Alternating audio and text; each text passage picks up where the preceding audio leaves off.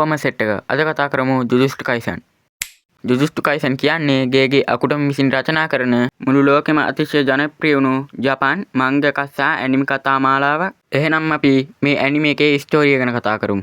මිනිස්සුන්ගේ බිය, ඉරිසියාව සහ කෝපය වැනි ඍණාත්මක හැඟීම් වලින් නිර්මාණය වන ශාප නැමැති භයානක අමනුෂ්‍ය බලවේග ලෝකයේ ජීවත් වෙනවා. ඉතින් මේ ශාප වලින් මිනිස්සුන් බේරන්නේ ජුජුත්සු සෝසරර්ස්ලා කියන විශේෂ බල ඇති මිනිස්සු. ඉතින් කතාවේ ප්‍රධාන චරිත වෙන යෝජි ඉටඩෝරි කියන්නේ අසාමාන්‍ය ශාරීරික ශක්තියක් ඇති සාමාන්‍ය පාසල් සිසුවෙක්. දවසක් යෝජිට සිද්ධ වෙනවා තමන්ගේ යාළුවන්ව ශාපයකින් බේරගන්න.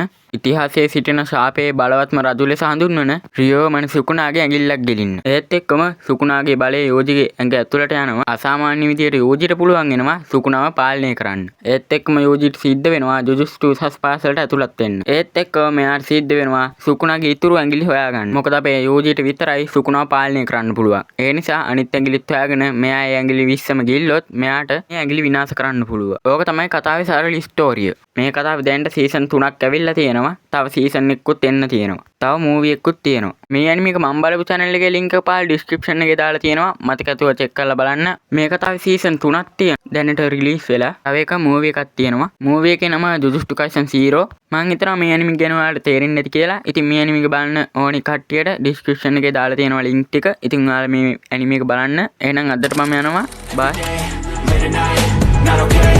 All I want